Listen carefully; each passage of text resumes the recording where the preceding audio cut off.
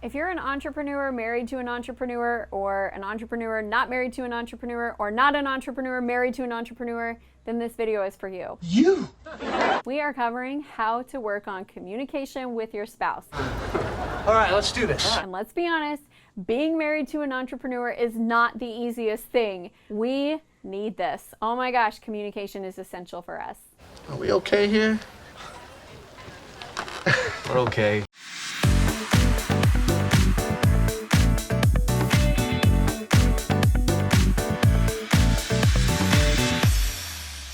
I'm Amy Walker, your business bestie, and I'm a small business strategist. I've helped hundreds of entrepreneurs be able to grow their business to 6 figures and even 7 figures. And I know that you can do it too, because I'll be there for you. I work with my husband. I get the pain, you guys, and I'm going to try to share a story with you without breaking the rules that I'm about to tell you, because one of them, just stay tuned. And here's the thing. We have had many times, or we are not on the same page with a decision that we need to make in family or in business. And the difference between the nights where we go to bed mad at each other versus the nights where we go to bed feeling like, yes, we figured it out, we're all on the same page, the difference is communication. It's not that there's some instances where we agree and some where we don't. We're very different. And I'm grateful for those differences. My husband is really good at details, and he's really security minded, and he's very organizational minded, and he keeps us on track. And I am very good at vision and figuring out big goals and, creating big ideas. And I can create some chaos, and he can be a little bit stagnant. And so together, we create friction because we are just different. Oh, that's okay. You had a thing. And us learning how to communicate is what has enabled us to create an amazing life together, an amazing business together, raise an amazing family together, and we truly love spending time together. Just this morning, we were laying in bed and I was like, hey, can I get you to take off Monday and just come hang out with me all day long? And so we love that space of being together. And it's not because it's always easy and we're always on the same page. So not true. It's because we follow these rules that I'm about to share with you, and I'm going to give you 4 principles that we live by when it comes to our communication. So how was your day? Oh, pretty much the usual. Sun shining, birds chirping. Communication with your spouse, probably one of the most important things that you can do in order to be happy and successful. First the medical award.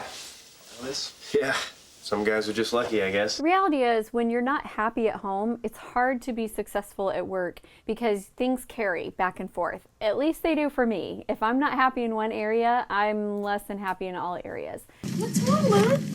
Everybody at the restaurant still hates me. The first thing is to not try to talk about big topics when you feel first like you need to. Let those big conversations be scheduled and let them wait.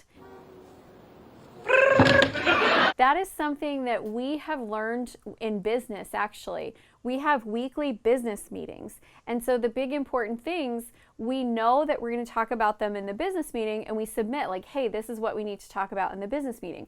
Well, why don't we have marriage meetings, like marriage masterminds, where we can get together and we can say, hey, here's what I would like to talk about in the marriage mastermind, and then we can all prepare. You work your whole life for something. When we have our business meetings, everybody thinks about what the problem is. We come up with ideas and we brainstorm, and we come in a space of wanting to create solutions. But when we're in our marriage, it's like we get upset about something and we want to talk about right then. But the other partner isn't prepared for it. A lot of times they feel blindsided by it, and then they don't want to talk to you the next time because they feel like you blindside and attack them. Before I knew it, we were shopping.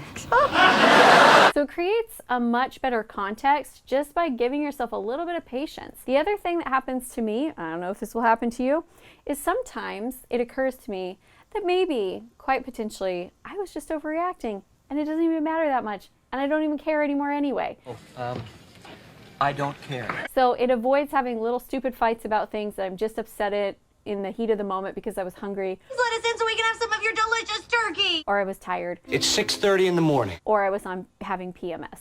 Hey, that's the day after I start menstruating. Which are, quite honestly, the 3 reasons why I mostly get testy anyway. Forget about it. I'm having a ball. Tip number 2, figure out the way your spouse needs to hear hard conversations. Look, I know you don't want to hear this right now. I am very direct. I come from a very direct family. When there's something wrong, you say what it is.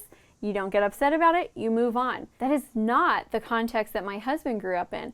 So when somebody comes to you in his family and they say something really direct, they're very upset. There's a lot of emotion that led up to that because they're more of like a slow simmer kind of a family. So by the time they're saying it, they're really feeling it. And so I've had to learn that I can't just come in and just say, here's what I need, here's what needs to be fixed, go do it. There's a lot of emotion that he experiences when I communicate that way. Now, in my mind, I'm like, but my way's so much more efficient, right? Like, I don't feel mad. Why do you have to get your feelings hurt? My way's so much more efficient. But you know what? His way is so much more kind. And he's sweet, and I know you'd like him. So in his world, the way that he needs to hear things is by giving appreciation and giving compliments and letting him know that I love and value him, and then asking for the changes that I need to that I want him to make. And when I do it that way, he's very willing to give me the things that I need. My 3rd tip is actually to not communicate private things outside of your marriage. There are certain things that really you need to trust that your spouse is not going to share those. And you're not supposed to be gossiping! No, I know, I just... And he needs to know that you are not going to share those. I am frequently amazed by the things that women tell me about their spouses that I'm like, oh my gosh, I would never tell someone else that about Steven. Because why would I want to take his weaknesses and share them to the world? Instead, I should be taking his strengths and sharing them to the world and letting everyone know how amazing I think he is, so that he feels safe and I feel safe, that our greatest flaws are not going to be broadcast, and our weaknesses and our struggles are not going to be broadcast. You know, kind of like a public service. Now, I'm not saying that you can't ever get outside support and help, because you will need that sometimes. He would definitely want you back.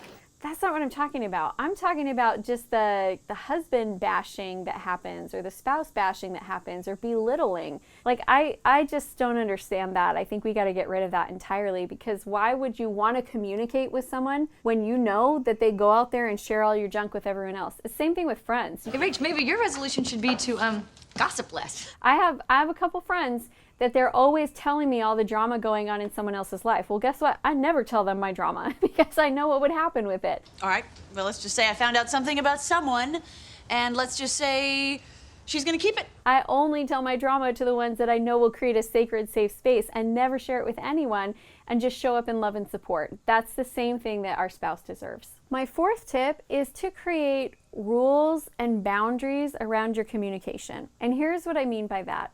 When I started my business, I was trying to run it in a way where I would bring my husband in on every conversation, every decision, always asking his opinion. And I remember one day he said to me, Amy, I truly don't know. Like, I don't know what's going on in your business. I don't know how to give you good advice. I need you to just make that decision. He wasn't involved in my business. He didn't want to be, and I kept trying to draw him in. Now, today, we run the business together, so we discuss all the big things together, but not every single little detail. It's a balance between what decisions are we going to make together? Where does it matter that we're on the same page? And then how do we both have autonomy to be able to live our own lives without feeling like we have to run every single little thing past him? Trust me, if I want to buy a new hair product, I do not want to have to run that decision past my spouse. It can become stifling to feel like you have to have that need of responsibility to answer to the other person. But at the same time, in all big things, we need to know that we're in alignment, that we're going the same direction, that we want the same things, and that we are honoring the commitments that we've made to each other. So I think having that understanding, and it's going to look different in every marriage. You know, some marriages, they're like, hey, if you're spending over this much, we talk about it. Some, it's a little bit more loose. Some, it's a little bit more tight. It's really up to you to figure it out. But when you have that agreement together, it gives a sense of trust, and you both feel safe. And if I was to sum it up, what is the number one thing that you could do to create better communication with your spouse? Create an environment where you both feel safe. And when you do, you tend to want to communicate effectively with each other. And when someone is not feeling safe, that's where we get into arguments and fighting and hiding things and lying and bending the truth and twisting. Create an environment where everybody knows that they are loved, they are valued, they are appreciated, they are safe. Thank you for being here and engaging with the channel.